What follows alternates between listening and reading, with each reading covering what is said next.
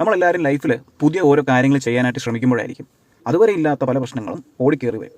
അപ്പോൾ ഈ പ്രശ്നങ്ങളെ നമുക്ക് യൂണിവേഴ്സിൻ്റെ ഒരു ടെസ്റ്റിംഗ് ഫേസ് ആയിട്ട് നമുക്ക് കണക്കാക്കാം.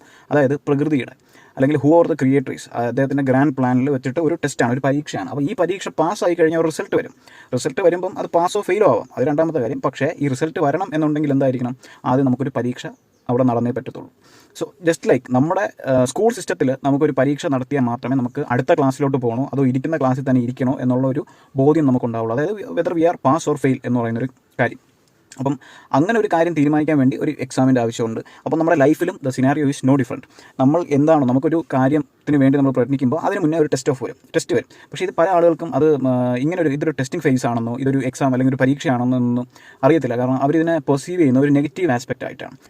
ഉദാഹരണത്തിന്, നിങ്ങൾ ഇച്ചിരി ഓവർ വെയിറ്റ് ആയിട്ടുള്ള ആളാണ് അല്ലെങ്കിൽ ഒബീസ് ആയിട്ടുള്ള ആളാണ് എന്നുണ്ടെങ്കിൽ നിങ്ങൾക്കൊന്ന് സ്ലിം അല്ലെങ്കിൽ ഒരു ഹെൽത്തി ലൈഫ് സ്റ്റൈൽ അഡാപ്റ്റ് ചെയ്യണം എന്ന് പറയുന്നൊരു ഗോളിൽ നിങ്ങൾ ചിന്തിച്ച് അതിനുവേണ്ടി പ്രവർത്തിക്കാൻ തുടങ്ങുമ്പോൾ അതുവരെ ഇല്ലാത്ത പല പ്രശ്നങ്ങളും നിങ്ങളുടെ മുമ്പിലോട്ട് വരും. അതുവരെ കഴിക്കാൻ വിളിക്കാത്ത കൂട്ടുകാരെ നിങ്ങൾ കഴിക്കാൻ വിളിക്കും. അതുവരെ ഇല്ലാത്ത കല്യാണങ്ങളും മറ്റു പരിപാടികളും വരും. അതായത് ഇതെല്ലാം യൂണിവേഴ്സിൻ്റെ ഒരു ടെസ്റ്റിംഗ് ഫേസാണ്. അപ്പോൾ നിങ്ങൾ ആദ്യം വിചാരിക്കും, ഓക്കെ ഞാൻ ഡയറ്റാണ്, ഞാൻ ഇത്ര നേരം കഴിക്കുകയുള്ളൂ, അത് കഴിഞ്ഞിട്ട് ഞാൻ ഇത്ര എക്സസൈസ് ചെയ്യും, അങ്ങനെയുള്ള കാര്യങ്ങളൊക്കെ നിങ്ങളെല്ലാം പ്ലോട്ട് ചെയ്ത് തീരുമാനിച്ചെങ്ങനെ ഇരിക്കും. അടുത്ത ദിവസം ആകുമ്പോൾ ഒരാൾ വരും, ഇങ്ങനെ ഒരു പരിപാടിയുണ്ട്, ഒരു പാർട്ടിയുണ്ട്, നീ വരണം, അല്ലെങ്കിൽ ഇങ്ങനെ ഒരു ഫ്രണ്ട് വരുന്നുണ്ട്, നമുക്ക് അടിച്ചു പൊളിക്കണം, നീ വാ, നമുക്ക് തകർക്കാം എന്ന് പറയും. അല്ലെങ്കിൽ അതുവരെ ഇല്ലാത്ത പല പ്രശ്നങ്ങളും അല്ലെങ്കിൽ പലതരത്തിലുള്ള സിറ്റുവേഷൻസും ആ നേരത്ത് ഇമേർജ് ചെയ്ത് വരും. അതായത് നമ്മൾ എടുത്ത തീരുമാനത്തിനെ കോൺട്രഡിക്റ്റ് ചെയ്യുന്ന അല്ലെങ്കിൽ നമ്മൾ എടുത്ത തീരുമാനത്തെ ക്യാൻസൽ ചെയ്യാൻ സാധിക്കുന്ന കുറേ സിറ്റുവേഷൻസ് പൊങ്ങി വരും. അപ്പം ഇത് ടെസ്റ്റ് ഓഫ് യൂണിവേഴ്സാണ്. നമ്മളിപ്പോൾ നിൽക്കുന്ന ഒരു സോണിനെ നമുക്ക് കംഫർട്ട് സോണായിട്ട് പറയാം. കാരണം ഇപ്പോൾ നമുക്ക് വേറെ എക്സ്ട്രാ എഫേർട്ട് എന്ന് പറഞ്ഞാൽ നമുക്ക് ചെയ്യാൻ പറ്റുന്ന കാര്യങ്ങളെല്ലാം ഓട്ടോമാറ്റിക്കലി നടന്നു പോകും, സബ് കോൺഷ്യസ് ആയിട്ട് തന്നെ നടന്നു പോകുന്നൊരു ലൈഫ് സ്റ്റൈലാണ്. നമ്മുടെ ഐഡൻറ്റിറ്റി, അതായത് നമ്മുടെ സെൽഫ് ഇമേജുമായിട്ട് കറസ്പോണ്ട് ചെയ്തു പോകുന്ന കാര്യങ്ങളായിരിക്കും നമ്മൾ ചെയ്തുകൊണ്ടിരിക്കുന്നത്. അങ്ങനെ ഇരിക്കുക നമുക്ക് പല കാരണങ്ങളാലും നമുക്ക് മറ്റൊരു ഗോൾ അല്ലെങ്കിൽ ഇവിടെ നിന്നാൽ പോരാ, നമുക്ക് കുറച്ചുകൂടെ ജീവിതത്തിൽ മുന്നേറണമെന്നൊരു തോന്നൽ വരികയും അതിനനുസരിച്ച് നമ്മൾ ഗോൾ സെറ്റ് ചെയ്യുകയും ചെയ്യും. പല ആളുകൾക്ക് ഇത് പലതാണ്. ചിലർക്ക് റിലേഷൻഷിപ്പിലായിരിക്കും ഗോൾസ് വരുന്നത്, ചില ആൾക്ക് ഹെൽത്തിലായിരിക്കും, കുറച്ചുകൂടെ ഫിറ്റ് ആവണമെന്നായിരിക്കും, ചില ആളുകൾക്ക് ബിസിനസ് ആയിരിക്കും, ചിലർക്ക് പരീക്ഷകളായിരിക്കും, ചില ആളുകൾക്ക് ജോലിയായിരിക്കും, അങ്ങനെ ചിലർക്ക് ഫാമിലി ആയിരിക്കും, ഫ്രണ്ട്സ് ആയിരിക്കും. അങ്ങനെ പലതരത്തിലുള്ള ഗോൾസ് പല ആളുകൾക്കായിട്ട് വരും. അപ്പോൾ ഇങ്ങനെയുള്ള ഗോൾസ്, അപ്പോൾ നമ്മളിപ്പോൾ ഇരിക്കുന്ന സോണിനെ നമുക്കൊരു കംഫർട്ട് സോണായിട്ട് പറയാം. നമ്മൾ ആഗ്രഹിക്കുന്ന ഗോൾ ഇരിക്കുന്ന ഒരു അൺകംഫർട്ടബിൾ ആയിട്ടുള്ള ഒരു സോണിലാണ്. അപ്പോൾ നമ്മുടെ കംഫർട്ട് സോണും അൺകംഫർട്ട് ആയിട്ടുള്ള ഒരു 2 സോൺസ് ഉണ്ടെന്ന് വിചാരിക്കും. അപ്പോൾ ഈ കംഫർട്ട് സോണിൽ നിന്ന് നിങ്ങൾക്ക് അൺകംഫർട്ടബിൾ ആയിട്ടുള്ള ആ ഒരു സോണിലേക്ക് നിങ്ങൾക്ക് പോകണം എന്നുണ്ടെങ്കിൽ ഇതിനിടയിൽ ഒരു വലിയൊരു ഭിത്തി ഉണ്ടെന്ന് വിചാരിക്കുക. ഈ ഭിത്തി ചാടിക്കടന്നാലേ നിങ്ങൾക്ക് അപ്പുറത്തെത്താൻ പറ്റുള്ളൂ. അപ്പോൾ ഈ ഭിത്തിയെ നമുക്ക് വിളിക്കാം ടെസ്റ്റ് ഓഫ് യൂണിവേഴ്സ്, അതായത് പ്രകൃതിയുടെ പരീക്ഷണം എന്ന് പറയാം. നമ്മൾ നേരത്തെ പറഞ്ഞ പോലെ തന്നെ സ്കൂൾ കാലഘട്ടത്തിലുള്ള ഒരു എക്സാം ആയിട്ട് കണക്കാക്കിയാൽ മതി. ഈ എക്സാമിൽ നമ്മുടെ പെർഫോമൻസിൻ്റെ അടിസ്ഥാനത്തിലായിരിക്കും നമ്മൾ ഇത് പാസ്സാവുമോ ഫെയിലാവുമോ, അതായത് നമ്മൾ ഈ അൺകംഫർട്ടബിൾ ആയിട്ടുള്ള സോണിലെത്തി നമ്മൾ ഉദ്ദേശിക്കുന്ന ആ സാധനം കിട്ടുമോ ഇല്ലയോ എന്ന് തീരുമാനിക്കപ്പെടുന്നത്. അപ്പോൾ ഈ യൂണിവേഴ്സിൻ്റെ വർക്കിംഗ് എന്ന് പറഞ്ഞു കഴിഞ്ഞാൽ നമുക്ക് ആക്ച്വലി അത് ഗ്രാസ്പ് ചെയ്യാൻ പറ്റുന്നൊരു കാര്യമല്ല, ഒരു ഹ്യൂമൻ മൈൻഡിന് ഗ്രാസ്പ് ചെയ്യാൻ പറ്റുന്നൊരു കാര്യമല്ല. അത്രയും കോംപ്ലിക്കേറ്റഡ് ആയ ഒരു സാധനമാണ്. നമ്മൾ ആലോചിച്ച് തല പോഞ്ഞുകൊണ്ടിരിക്കാനേ ഉള്ളൂ. ഉദാഹരണത്തിന് നമുക്കൊരു കാർ ഓടിക്കണം എന്നുണ്ടെങ്കിൽ കാറിൻ്റെ എഞ്ചിനെ പറ്റിയോ അതിൻ്റെ ബാക്കി കാര്യങ്ങളെ പറ്റിയോ നമ്മുടെ മെക്കാനിക് അല്ലെങ്കിൽ ഓട്ടോമൊബൈൽ എഞ്ചിനീയറിംഗ് ഒന്നും പഠിക്കേണ്ട കാര്യമില്ല ഒരു കാർ ഓടിക്കാനായിട്ട്. നമുക്കൊരു സ്റ്റിയറിംഗ് ഉണ്ട്, ഒരു ക്ലച്ച് ഉണ്ട്, ഒരു ബ്രേക്ക് ഉണ്ട്, ഒരു ആക്സിലേറ്റർ ഉണ്ട്, ഗിയർ ഉണ്ട്. അപ്പോൾ ഇത് വെച്ചിട്ട് നമുക്ക് ഇതിൻ്റെ അഡ്ജസ്റ്റ്മെൻറ്റിൽ അല്ലെങ്കിൽ ഇത് യൂസ് ചെയ്ത് നമുക്ക് എങ്ങനെ ആ കാർ ഓപ്പറേറ്റ് ചെയ്യാൻ പറ്റും എന്ന് അറിഞ്ഞു കഴിഞ്ഞാൽ നമുക്ക് എന്ത് ചെയ്യാൻ പറ്റും, കാർ ഓടിക്കാൻ പറ്റും. അല്ല നമുക്ക് ഇതിൻ്റെ മെക്കാനിസം ഒന്നും പഠിക്കണ്ട. പക്ഷേ അതുപോലെ തന്നെയാണ് നമുക്ക് ലൈഫിലും വരുന്നത്. ലൈഫിൽ നമുക്ക് ഈ യൂണിവേഴ്സിൻ്റെ വർക്കിംഗ് എങ്ങനെയാണ്, അതെങ്ങനെ വർക്ക് ചെയ്യും, എങ്ങനെയൊക്കെയാണ് ഈ കാര്യങ്ങളൊക്കെ, അതൊന്നും നമ്മൾ അറിയേണ്ട ആവശ്യമില്ല. അതൊക്കെ യൂണിവേഴ്സ് ചെയ്തോളും. നമുക്ക് എന്ത് ചെയ്യണം, കുറച്ച് യൂണിവേഴ്സിൻ്റെ കുറച്ച് സെറ്റ് ഓഫ് പ്രിൻസിപ്പിൾസ് ഉണ്ട്. ഈ പ്രിൻസിപ്പിൾസ് മനസ്സിലാക്കി നമ്മൾ ലൈഫിൽ മൂവ് ചെയ്യാൻ തുടങ്ങിക്കഴിഞ്ഞാൽ ട്രസ്റ്റ് മീ, നിങ്ങൾക്ക് ഒരു തരത്തിലുള്ള നിങ്ങളെ സ്റ്റോപ്പ് ചെയ്യാൻ പറ്റത്തില്ല. കാരണം നിങ്ങൾ ആഗ്രഹിക്കുന്ന രീതിയിൽ തന്നെ നിങ്ങൾക്ക് വളർന്നു വരാനായിട്ട് സാധിക്കും. പക്ഷേ ഈ സെറ്റ് ഓഫ് പ്രിൻസിപ്പിൾസ് നമ്മൾ മനസ്സിലാക്കണം.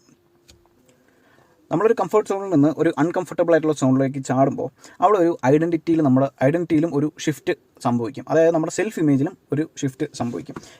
ഞാനിവിടെ കുറേ കാര്യങ്ങൾ പറയുന്നുണ്ട്. സെൽഫ് ഇമേജ് എന്ന വാക്ക് ഞാൻ ഉപയോഗിക്കുന്നുണ്ട്, ഐഡൻറ്റിറ്റി ഷിഫ്റ്റിംഗ് എന്ന് പറയുന്ന വാക്ക് ഞാൻ യൂസ് ചെയ്യുന്നുണ്ട്. അങ്ങനെ നിരവധി കാര്യങ്ങൾ ഞാൻ പറയുന്നുണ്ട്. പക്ഷേ ഈ കാര്യങ്ങളെല്ലാം ഡീറ്റെയിൽ ആയിട്ട് എനിക്ക് ഈ ഒരു വീഡിയോയിൽ മാത്രമായിട്ട് പറയാൻ സാധിക്കില്ല. അപ്പോൾ അതിന് ഇറ്റ് റിക്വയർസ് ടൈം, ഒരുപാട് സമയം വേണം. അപ്പം ഇൻ ഡീറ്റെയിൽ ഇതിൽ പറയണമെന്നുണ്ടെങ്കിൽ മറ്റ് വീഡിയോകളിലായിട്ട് പറയണം. എന്നാലും നിങ്ങൾക്കും കേട്ടിരിക്കുന്ന നിങ്ങൾക്ക് എന്തെങ്കിലും ഉപകാരപ്രദം ആകത്തുള്ളൂ.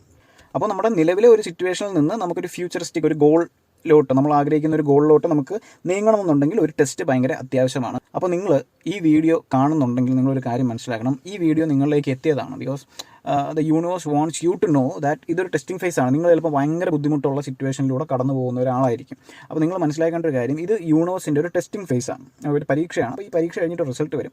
അപ്പോൾ ആ റിസൾട്ടിൽ പാസ്സാവണോ ഫെയിൽ ആവണോ എന്ന് ഇപ്പം നിങ്ങൾ കാണിക്കുന്ന ആറ്റിറ്റ്യൂഡ് അല്ലെങ്കിൽ ഇപ്പം കുറച്ച് നിങ്ങളുടെ ഒരു ബിഹേവിയർ അല്ലെങ്കിൽ നിങ്ങളിപ്പോൾ എടുക്കുന്ന തീരുമാനങ്ങളായിരിക്കും അതിനെ ഡിറ്റർമിൻ ചെയ്യും. നമ്മൾ മനസ്സിലാക്കേണ്ട മറ്റൊരു കാര്യം എന്ന് പറഞ്ഞാൽ, ഒരു ടെസ്റ്റിംഗ് ഫേസ് കഴിയുമ്പോൾ അവിടെ ഉണ്ടാവുന്ന റിസൾട്ട് എന്ന് പറഞ്ഞാൽ ഭയങ്കര എക്സ്പ്ലോസീവ് റിസൾട്ട് ആയിരിക്കും. അപ്പോൾ നമ്മൾ നല്ല രീതിയിലാണ് അതിനെ കോർഡിനേറ്റ് ചെയ്ത്, ആ ടെസ്റ്റിംഗ് ഫേസിൽ നമ്മൾ നല്ല രീതിയിൽ നമ്മൾ തന്നെ കോർഡിനേറ്റ് ചെയ്ത് കൊണ്ടുപോകുന്നുണ്ടെങ്കിൽ നമ്മൾ ഭയങ്കരമായിട്ട് എക്സെൽ ചെയ്യും. അതിൽ ബിയോണ്ട് ഡൗട്ട്, അതായത് നിങ്ങളുടെ ഇപ്പോൾ ഉണ്ടായ റിസൾട്ടിൻ്റെ മൾട്ടി ഫോൾഡ്സ് ആയിരിക്കും നിങ്ങൾക്ക് അവിടെ കിട്ടുന്നത്. അപ്പോൾ എന്തിനാണ് ഈ ടെസ്റ്റിങ്ങിൻ്റെ ഫേസ് ഉള്ളത് എന്നൊരു ചോദ്യമുണ്ട്. അപ്പോൾ ആ ചോദ്യത്തിന് ഉത്തരവ് എന്ന് പറഞ്ഞാൽ, യൂണിവേഴ്സ് എപ്പോഴും വർക്ക് ചെയ്യുന്ന പ്രിൻസിപ്പിൾ ഓഫ് ലീസ്റ്റ് റെസിസ്റ്റൻസ് എന്ന് പറയുന്ന ഒരു പ്രിൻസിപ്പിളിൻ്റെ അടിസ്ഥാനത്തിലാണ്.